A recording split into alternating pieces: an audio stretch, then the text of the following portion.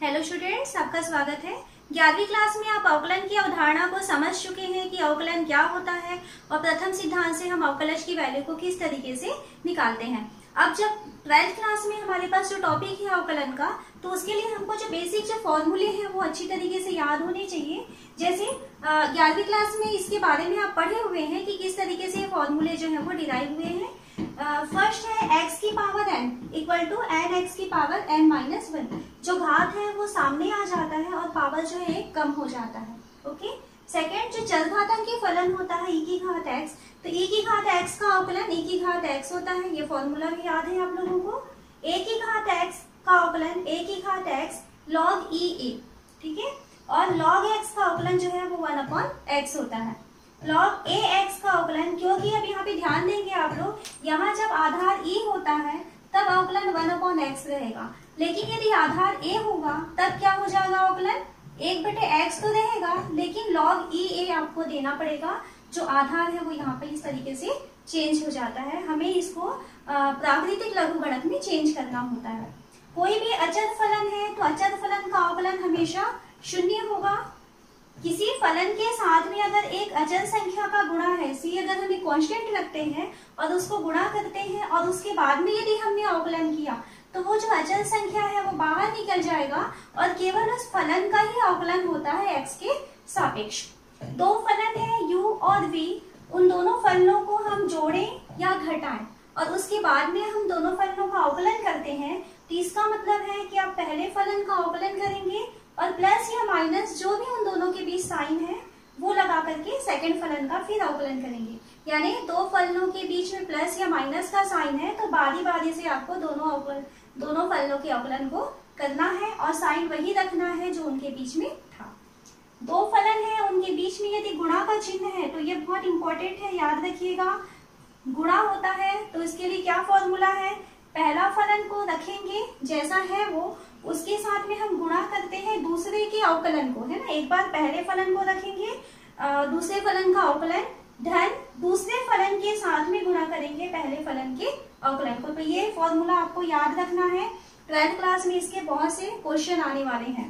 दो फलन यदि भाग के रूप में है और उसका अवकलन करना है u/v, u जो है वो भी x का फलन है, v जो है वो भी x का फलन है, और इन दोनों का यदि हमें अवकलन करना है तो फॉर्मूला क्या होता है, अंश का अवकलन गुणा हर माइनस हर का अवकलन गुणा अंश बटे हर का वर्ग। ये फॉर्मूला बहुत इंपॉर्टेंट है, इसको भी याद रखेंगे बहुत अच्छी तरीके से। सबसे पहले आपका हर तो वैसा ही लिखाएगा, पहली बार में अंश का अवकलन होता है ये ध्यान रखना है, और माइनस सेकेंड टाइम में हर का अवकलन होता है, ये आपको उसके क्रम को ध्यान रखना है।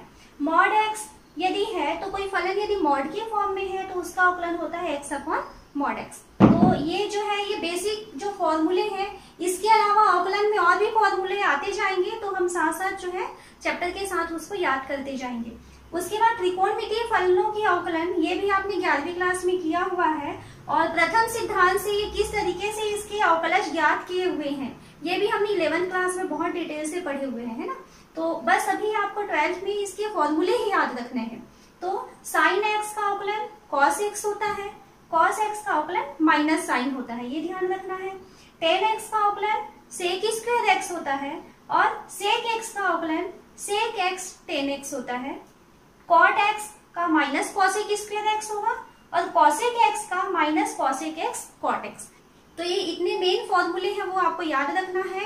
12th क्लास में हम जो है कुछ नया और करने वाले हैं। हमारा जो पहला उसमें टॉपिक आने वाला है वो होता है चैन रूल, जिसको कि हम श्रृंखला नियम कहते हैं। क्या होता है उसको देखते हैं। यदि आपके पास एक फंक्शन है y जो कि t का फलन है, ओके, और t जो है वो फलन होता है, इसमें जो अंदर t आया हुआ है वो अगर मान लीजिए x का फलन है, इसको अगर हम मान लीजिए gx लिखते हैं, तब हमें अगर मान लीजिए क्वेश्चन में कहता है कि इस y का आप x के साथ एक अवकलन ज्ञात कीजिए, यानी कि हमें ज्ञात करना है dy/dx। तो इस कंडीशन में हम क्या करते हैं, सबसे पहले हम dy क्योंकि y तो t का फंक्शन है, तो y क्योंकि t का फंक्शन है तो हम y को t के ही सापेक्ष अवकलन कर सकते हैं, ये आपको ध्यान रखना है। तो dy/dt, फिर क्योंकि हमें dx तक पहुंचना है, x के सापेक्ष अवकलन करना है, तो हम सेकेंड टाइम में करेंगे, इस t का अवकलन हम कर सकते हैं x के सापेक्ष, तो ये हो जाता है dt/dx। तो आपको ये फॉर्मूला ध्यान रखना है कि अगर मान लीजिए y t का फंक्शन है, t x का फंक्शन है ना, तो आपको dy/dx चाहिए। तो सबसे पहले y का t के सापेक्ष अवकलन देंगे, फिर उसके बाद t का आपको x के सापेक्ष अवकलन देंगे।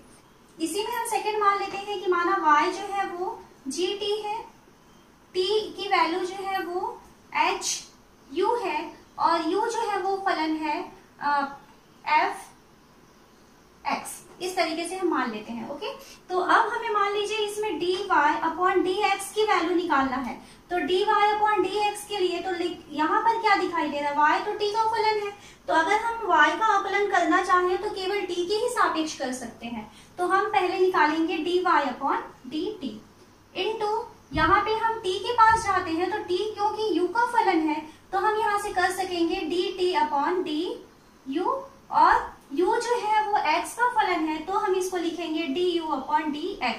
तो इस तरीके से अगर आपको dy/dx की वैल्यू चाहिए तो आप इसको dy/dt into dt/du into du/dx इस तरीके से आप पहुंच सकते हैं। इसे श्रृंखला नियम या चैन रूल कहते हैं। इसके क्वेश्चन किस तरीके से आते हैं हम देखते हैं आगे। y = sin x स्क्वायर, ये क्वेश्चन है और हमें इसमें कहता है कि आप dy/dx की वैल्यू निकालिए, इसकी वैल्यू हमको फाइंड करनी है। तो अब हम देख रहे हैं हमारे पास परेशानी क्या है कि हम sin x का तो अवकलन जानते हैं कि sin x का अवकलन cos x होता है, लेकिन ये sin x ना होकर के क्या आ चुका है, x स्क्वायर आ गया है। तो हम एक काम करते हैं, ये जो x स्क्वायर है इसको हम मान लेते हैं u, ये मान लें। तो अगर हम x स्क्वायर की वैल्यू को u मानेंगे तब हमारा फंक्शन y चेंज हो जाएगा sin u के फॉर्म में। ओके, अब हमारा फंक्शन y = sin u तो हो चुका है और हमें क्या निकालने कहा है, dy/dx की वैल्यू निकालना है। तो dy/dx की वैल्यू निकालना है तो हम इसे लिखेंगे dy क्योंकि ये y जो है u का फलन है तो आप इसमें dy/du ही कर सकते हैं, जिसका फलन होता है उसी के सापेक्ष अवकलन हो सकता है, और इनटू जो du था उसका अवकलन आप कर सकते हो x के सापेक्ष, क्योंकि x जो है वो u जो है वो x स्क्वायर के वैल्यू के बराबर है। तो ये du/dx कैसे सॉल्व करेंगे, इक्वल टू d/du, इस y की वैल्यू को लिखते हैं u के फॉर्म में। तो y की वैल्यू कितनी आई हुई है, sin u, ये हो गया, इनटू d/dx। अब u की वैल्यू को रख देते हैं, तो u की वैल्यू हमने क्या माना हुआ है, x स्क्वायर। ठीक है, तो अब हम इसको सॉल्व कर लेते हैं। अब sin u का अवकलन आपको u के सापेक्ष करना है, तो sin u का अवकलन हो जाएगा cos u into x square का अवकलन आपको x के सापेक्ष करना है। तो x की पावर n का फॉर्मूला है ना, तो x की पावर n का क्या होता है, nx की पावर n-1, तो ये हो जाएगा 2x। ठीक है, तो ये हो गया 2x cos u की वैल्यू वापस रख दीजिए x के फॉर्म में, तो u की वैल्यू है x स्क्वायर। तो इस तरीके से श्रृंखला नियम से हम क्वेश्चन को सॉल्व करते हैं। नेक्स्ट हम क्वेश्चन लेते हैं 10 2x + 3 है। इसमें अगर ये y की वैल्यू है 10 2x + 3, देन हमें कहता है कि आप dy/dx की वैल्यू ज्ञात कीजिए। ये हमारा क्वेश्चन है। ओके, तो यहाँ देखिए y जो है वो इक्वल है 10 2x + 3। तो अगर मान लीजिए इस 2x + 3 को हम कोई दूसरी चर राशि मान लेते हैं कि 2x + 3 की वैल्यू t है, ये हमने मान लिया, तब हमारा फलन कैसे चेंज हो चुका है, y = 10 t के फॉर्म में चेंज हो चुका, क्योंकि हमने इसको क्या मान लिए हैं, t मान लिए हैं। तो अब हमारा फलन हो चुका है y = 10 t। अब हमें क्या निकालना है, हमें निकालना है dy/dx तक पहुंचना है। तो dy/dx जब हम करेंगे तो देखिए क्या होगा, dy/dx = ये हो जाएगा dy क्योंकि y t का फलन है तो dy/dt लिख पाएंगे उसे, इनटू ये हो जाएगा dt/dx। ये हमारा चैन नियम से, चैन रूल जो है उससे, तो ये इक्वल टू हो जाएगा dy/dx = d/dt। इस y की वैल्यू रखिए t के फॉर्म में, तो y की वैल्यू t के फॉर्म में क्या है, 10t इंटू d/dx। इस t की वैल्यू को हम रखते हैं, किसके फॉर्म में रखना है, आपको x के रूप में रखना है ना। तो t की वैल्यू x के रूप में कितना है, 2x + 3। अब इसको आप अवकलन कर दीजिए, टेन टी का अवकलन क्या होता है, sec square T. Tan theta का भी हम देखे थे, टेन एक्स का अवकलन सेक स्क्वायर एक्स, तो ये टेन टी है तो ये हो जाएगा sec square t into 2x plus 3 का अवकलन करना है। तो देखिए 2x का अवकलन होगा तो 2x का अवकलन 2 है ना, 2 इंटू एक्स, एक्स का अवकलन 1 होता है, प्लस 3 कांस्टेंट है तो 3 का अवकलन हो जाएगा 0। तो अब हमारे पास क्या बच रहा है, 2 प्लस 0 यानी कि 2, तो हमारे पास बचा है 2 सेक स्क्वायर टी की वैल्यू रख देंगे हम x के फॉर्म में, तो t की वैल्यू x के फॉर्म में क्या है 2x प्लस 3, ये इसका आंसर है। तो आपको क्वेश्चन को देखना है और ये समझना है कि हमको t किसको मानना है और जिसको t माने हैं क्या वो भी किसी का फलन है, ये सब चीज हमको ध्यान रखना है। कुछ और क्वेश्चन इसके सॉल्व करते हैं। देखिए हमें फंक्शन दिया हुआ है y equal to sine x square plus 5, तो यहाँ पर भी हमें समझ में आ रहा है कि हम डायरेक्ट इसको x के सापेक्ष अवकलन नहीं कर पाएंगे क्योंकि हम साइन x का अवकलन जानते हैं, पर ये क्या है साइन एक्स स्क्वायर प्लस 5 है। तो पहले हम क्या काम करें कि इसमें हम इस एक्स स्क्वायर प्लस 5 की वैल्यू को यदि t रख देते हैं तब हमारा फंक्शन चेंज हो जाएगा साइन t y की वैल्यू। तो हम क्या करेंगे कि t इक्वल टू हम रख देते हैं एक्स स्क्वायर प्लस 5, ये हमने मान लिया है, ठीक है। तब हमारा फंक्शन कैसे चेंज हो चुका है, y equal to sine t, ऐसा हमारा फंक्शन बन चुका है। हमें क्या करना है, x के सापेक्ष अवकलन करना है, तो हम यहाँ लिखेंगे x के सापेक्ष अवकलन करने पर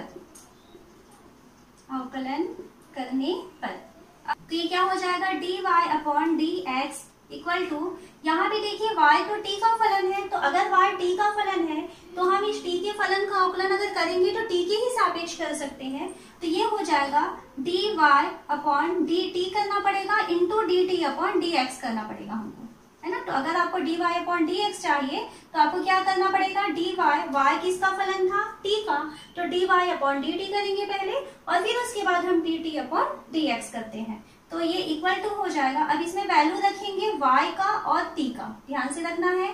तो y का वैल्यू किसके फॉर्म में रखना है, t के फॉर्म में, तो ये हो जाएगा d अपॉन dt, y की वैल्यू रख देते हैं, तो y की वैल्यू कितनी है साइन t, ये हो गया, प्लस इंटू ये हो जाएगा d अपॉन dx, t की वैल्यू रख देते हैं, तो t की वैल्यू क्या रखे हैं देखिए एक्स स्क्वायर प्लस 5।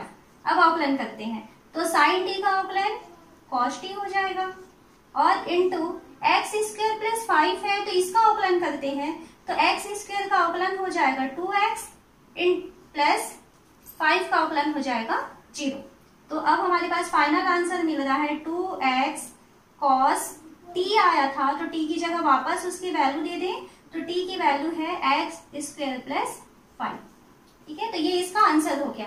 नेक्स्ट हम क्वेश्चन लेते हैं। अगर मान लीजिए आपको y की वैल्यू दिया हुआ है cos sin x, तो यहाँ पे भी आपको t मानना पड़ेगा क्योंकि cos जो है वो किसका फलन दिख रहा है, हमें sin x का फलन दिख रहा है, तो हमें क्या मानना पड़ेगा, हमें यहाँ पे t की वैल्यू को मानना पड़ेगा sin x।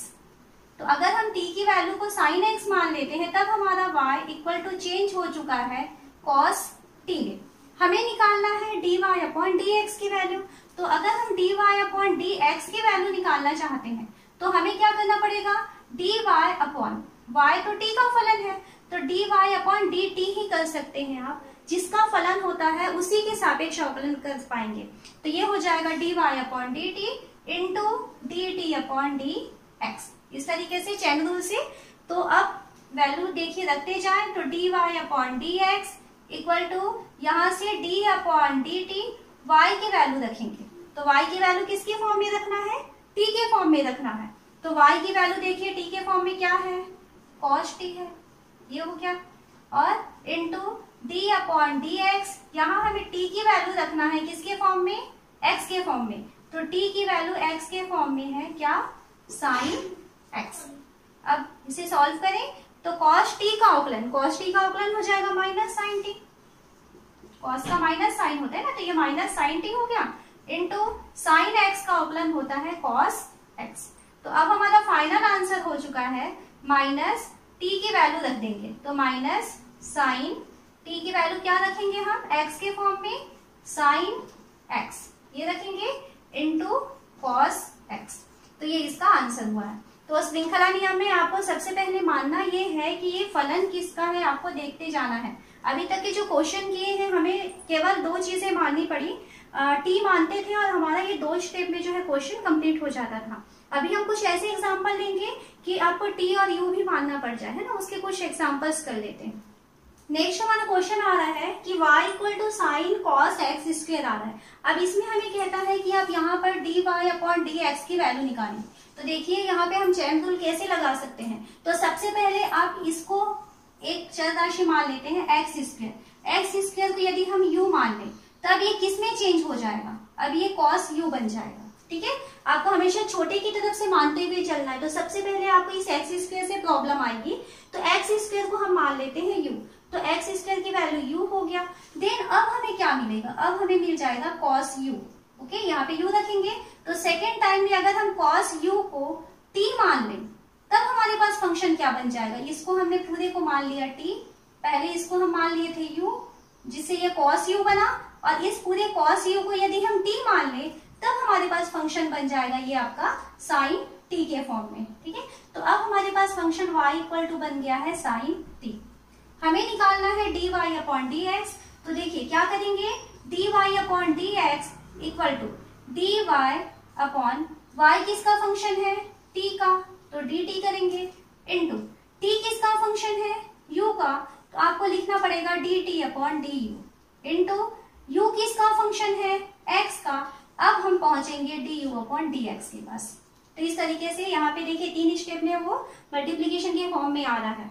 तो अब वैल्यू रख दीजिए d अपॉन dt, y की वैल्यू रखेंगे किसके फॉर्म में, t के फॉर्म में, तो ये बन जाएगा y की जगह sin t, into d upon du, t की वैल्यू रखते हैं किसके फॉर्म में रखना है, u के फॉर्म में, तो t की वैल्यू u के फॉर्म में रखेंगे तो ये हो जाएगा cos u, into d upon dx, u की वैल्यू रखना है किसके फॉर्म में, x के फॉर्म में, क्योंकि x के सापेक्ष अवकलन कर रहे हैं तो ये हो जाएगा x स्क्वायर। तो इस तरीके से आपको स्टेप बाय स्टेप सॉल्व करना है, तो इसमें फिर कंफ्यूजन नहीं होगा। स्टार्टिंग में कुछ क्वेश्चन आप इस तरीके से पूरी सिस्टमेटिक सॉल्व करेंगे, जब आपको हैबिट हो जाएगी अच्छे से, वो चीजें स्टेप समझ में आ जाएगा, तब आप उसको बीच के कुछ स्टेप्स आप हटा सकते हैं। तो अब देखिए sin t है, sin t का क्या हो जाएगा cos t। Okay, cos u है, u के सापेक्ष अवकलन करेंगे तो क्या हो जाएगा माइनस sin u, ये हो गया। x स्क्वायर है, x स्क्वायर का x के सापेक्ष अवकलन करेंगे तो ये हो जाएगा 2x। ये अवकलन का प्रोसेस कंप्लीट हो चुका है। अब वापस हमारा काम है इस t और u की वैल्यू को रख देना है। तो अब देखिए क्या हो जाएगा, 2x, इसको सामने लिखे, माइनस का साइन था तो सामने लगा दिए, हमारे पास है cos t, तो cos t की वैल्यू, तो t की वैल्यू देखिए पूरा जो है t की वैल्यू है, तो cos x square, sin u, तो sin u यानी कि x स्क्वायर, ये है इसका आंसर। तो ये हो गया इसका अवकलन। अगला क्वेश्चन देखते हैं, क्या दिया हुआ है, y equal to sec tan under root x. तो बिल्कुल इसी के जैसा है, अभी आपको स्टेप समझ में आ जाएगा कि क्या क्या प्रोसेस किए हैं। सबसे पहले तो ये अंडर रूट एक्स आया हुआ है, इसको हम मान लेते हैं u, तो हम u की वैल्यू किसको मान रहे हैं, अंडर रूट एक्स को। अब ये हमारे पास क्या बन चुका है, टेन u बन चुका है, तो हम टेन u की वैल्यू को मान लेते हैं, माना कि ये t है, तो अब ये t बन चुका। अब हम किस में पहुंच चुके, सेक, इसको हमने t मान लिया है, तो y की वैल्यू हमारे पास मिल गया है सेक t। ओके, आपको स्टार्टिंग यहां से करना है। फर्स्ट मानेंगे कोई एक चर राशि मान लिए, अंडर रूट एक्स को हमने मान लो u मान लिया, तो टेन u हो गया। टेन u के बाहर भी कुछ दिखाई दे रहा है, इस कारण से टेन u को भी हम कोई दूसरी चर राशि मान लेते हैं कि वो t है। अब उसके बाद हम फाइनली बाहर तक पहुंच चुके हैं, तब हम पहुंच चुके हैं सेक t की वैल्यू जो है वो y के इक्वल है। ओके, अब हम इसमें चाहिए हमें dy अपॉन dx, हमको फाइंड करना था कि आप इसको dy अपॉन dx यानी कि x के सापेक्ष अवकलन कीजिए। तो अगर हम इसको x के सापेक्ष अवकलन करना चाहते हैं तो हमें लिखना होगा dy upon dt into dt upon du into du upon dx, क्योंकि y t का फलन था, t u का फलन था और u जो है वो x का फलन था। तो ये इस तरीके से आपको फॉर्मूला रखना है। वैल्यू रखें तो d upon D T y की वैल्यू रखेंगे, तो y की वैल्यू देखिए क्या मिल रहा है, सेक t, ये हो गया, into d upon D you, t की वैल्यू रखना है यहाँ पे, तो t की वैल्यू कितना है 10u, into d upon D x, तो यहाँ अब हमें u की वैल्यू रखना है, u की वैल्यू है अंडर रूट एक्स। सेक टी का अवकलन, तो यहाँ देखिए सेक टी का अवकलन क्या होता है, सेक टी टेन टी, ये हो जाएगा, सेक एक्स का सेक एक्स टेन एक्स होता है, तो ये हो गया sec t tan t, into tan u का अवकलन करना है किसके सापेक्ष, यू के सापेक्ष, तो ये हो जाएगा sec square u, into under root x का अवकलन करना है, तो अंडर रूट एक्स का मतलब होता है एक्स की पावर 1/2, तो आपको x की पावर 1/2 का अवकलन करना है, मतलब कौन सा फॉर्मूला यूज होगा यहाँ पे, x की घात n है ना, फर्स्ट वाला जो फॉर्मूला था, तो x की घात n का फॉर्मूला n x की घात n ऋण 1 ये होता है, तो ये हो जाएगा 1/2 x की पावर 1/2 माइनस 1, मतलब 1/2 x की पावर माइनस 1/2, तो यहाँ अंडर रूट x का हो गया 1/2 x की पावर माइनस 1/2। तो ये अवकलन का प्रोसेस हो चुका। अब हमारा काम क्या है, इस t की वैल्यू और u की वैल्यू को x के फॉर्म में रखना है वापस, तो ये हो जाएगा सेक t की जगह हम क्या मान रखेंगे, देखिए, तो t की जगह हम रख सकते हैं 10u और u की जगह हम रखेंगे वर्गमूल x, तो ये हो जाएगा 10 रूट x, फिर 10t है तो 10t की जगह हम मान रखेंगे क्या 10 रूट x, ये हो गया सेक स्क्वायर यू, तो ये हो जाएगा सेक स्क्वायर यू की जगह वैल्यू है रूट एक्स, 1/2 एक्स की पावर माइनस 1/2 है, तो ये 1/2 को सामने ले आते हैं और x की पावर माइनस 1/2 है, मतलब वो नीचे चला जाएगा क्योंकि माइनस है, और नीचे जाके क्या बनेगा रूट एक्स बन जाएगा, तो ये 1/2 रूट एक्स, इसको हम स्टार्टिंग में लिख देते हैं, तो ये जो है हमारा फाइनल आंसर तैयार हुआ। नेक्स्ट क्वेश्चन हमको दिखाई दे रहा है y equal to log x, इसको आपको x के सापेक्ष अवकलन करना है, तो अवकलन करने के लिए देखिए अभी तक हम सीख चुके, क्या करना पड़ेगा हमें, इस log x को हमें मानना पड़ेगा t, तो हमें मानना है t मतलब log x, ठीक है, तो t equal to log x हो जाएगा, तब हमारे पास y की वैल्यू किस में चेंज हो चुकी है कि y इक्वल टू हो जाएगा log t, तो t की वैल्यू मिल चुकी है, y की वैल्यू मिल चुकी है, हमें चाहिए dy अपॉन dx, तो dy upon dx equal to हम लिखेंगे dy upon dt into dt upon dx। अब यहाँ पर y और t की वैल्यू को आपको रखना है, तो d अपॉन dt y की वैल्यू t के फॉर्म में रखना है, तो y की वैल्यू t के फॉर्म में देखिए क्या है, ये log t into d upon dx, इस t की वैल्यू को रखना है x के फॉर्म में, तो ये हो जाएगा log x। अब आप इसका अवकलन कर दीजिए, तो log t का अवकलन 1/t इंटू log x का अवकलन 1/x, ये इसका अवकलन का काम कंप्लीट हो चुका। अब वापस उसमें उसकी वैल्यूज को रख देते हैं t का मान, तो ये हो जाएगा 1/t, किसको माने थे हमने log x को, तो 1/log x इंटू 1/x, यही से हम लिख सकते हैं 1/x log x, तो ये इस तरीके से इसका x के सापेक्ष अवकलन हो गया। नेक्स्ट क्वेश्चन हम यहाँ पे देखते हैं, मान लीजिए आपको दिया है y equal to 4x³ minus 5x square plus 1 की पावर 4, ये दिया है क्वेश्चन। अब हमें इसमें निकालना है क्या कि आप dy अपॉन dx की वैल्यू फाइंड कीजिए, यानी इसका अवकलज ज्ञात कीजिए, ये कहता है। तो कैसे करेंगे, अगर हम इसको पावर 4 है तो देखिए, अगर मान लीजिए घात 4 के रूप में अगर हम इसे तोड़ देंगे तो ये बहुत कॉम्प्लिकेटेड हो जाने वाला है, तो अगर हम इसे श्रृंखला नियम से बनाएंगे तो ये बहुत आसानी से सॉल्व हो सकता है। क्या करें, हम इस ब्रैकेट के अंदर की संख्या को t मान लेते हैं, तो t की वैल्यू हम मानेंगे किसको 4x³ minus 5x square plus 1, इसकी वैल्यू को हम t मान लेंगे, तो क्या हो जाएगा, तब उस कंडीशन में y की वैल्यू हो जाएगी t की पावर 4। देखिए आपको t मिल चुका, y मिल चुका, t जो है वो x का फंक्शन है, y t का फंक्शन है। अब हमें क्या चाहिए, हमें तो चाहिए dy अपॉन dx, तो dy अपॉन dx यानी dy upon dt into dt upon dx, okay, तो ये हो जाएगा d अपॉन dt, t की यहाँ पे t के फॉर्म में y की वैल्यू रख दें, तो y इक्वल टू क्या है t की पावर 4, इसकी वैल्यू रख दिए into D upon D x. T की वैल्यू रखते हैं किसके फॉर्म में, x है तो x के फॉर्म में रखेंगे, तो ये हो जाएगा 4x cube minus 5x square plus 1। ठीक है, अब हम इसका अवकलन करते हैं, तो t की घात 4 का अवकलन करना है t के सापेक्ष। t क्या हो जाएगा, 4t की घात 3, ओके, nx की पावर n है ना। x की पावर n का फॉर्मूला क्या होता है, nx की पावर n माइनस 1, तो ये हो जाएगा 4t की पावर 4 माइनस 1 यानी कि 3। ये इसका पहले नंबर के फॉर्मूले से अवकलन हो गया। इनटू यहाँ पे देखिए आपको इनका अवकलन करना है x के सापेक्ष, तो बीच में प्लस या माइनस का साइन होता है, तो हम पहले का अवकलन करेंगे, फिर दूसरे का, फिर तीसरे का, और साइन वही रहेगा, है ना। तो ये क्या हो जाएगा, इसका अवकलन करेंगे तो 4 तो रहेगा, x क्यूब का अवकलन, तो x क्यूब का अवकलन हो जाएगा 3x स्क्वायर कंप्लीट, फिर माइनस 5x स्क्वायर है तो 5 तो रहेगा, x स्क्वायर का अवकलन क्या हो जाएगा 2 इंटू एक्स, प्लस 1 कांस्टेंट है तो ये इसकी वैल्यू हो जाएगी 0, इसका अवकलन करेंगे तो।